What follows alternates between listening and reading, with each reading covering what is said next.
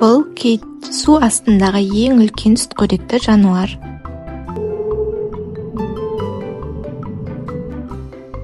Бұл акула су астындағы ең жыртқыш алып жануар.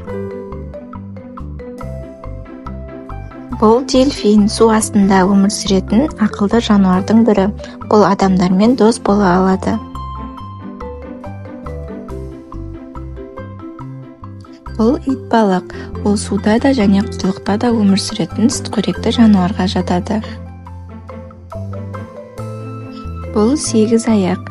Ол суда тіршілік ететін 8 қармалаушы бар жәндікке жатады. Ол өте ақылды әрі шапшаң. Балық суда тіршілік ететін омыртқалы жануар. Балықтар әртүрлі пішінде, әртүрлі түсте және әртүрлі көлемде болады. Тасбақа ол құрлықта да және суда да өмір сүретін бауырмен жорғалаушы жануар. Оның өте қатты сауыты бар. Шаян су түбінде өмір сүретін жәндік. Оның 2 қысқышы бар, ол онымен қорек ұстайды және қорғанады. Асшаян суда тіршілік ететін омыртқасыз ұсақ жәндікке жатады. Оның 8 аяғы және 2 қармалаушы бар. Атбалық судың ең түбінде тіршілік ететін балықтар тобына жатады.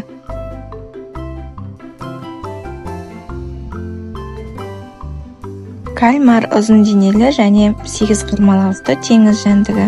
Ол сия шашу арқылы жауларынан қорғанады. Медуза желе тәрізді мөлдір денелі теңіз жәндігі. Ол өте көп қармалауыштары арқылы жауларынан қорғанады және қорегін ұстайды.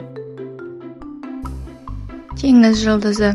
Ол теңіздің түбінде мекендейтін жәндік. Ол қызыл, сарғыш, күлгін, көк түсте болады. Бақа суда да құрлықта да өмір сүретін қосмекенді жануар. Оның артқы аяқтары ұзын болады және ол секіріп жүреді.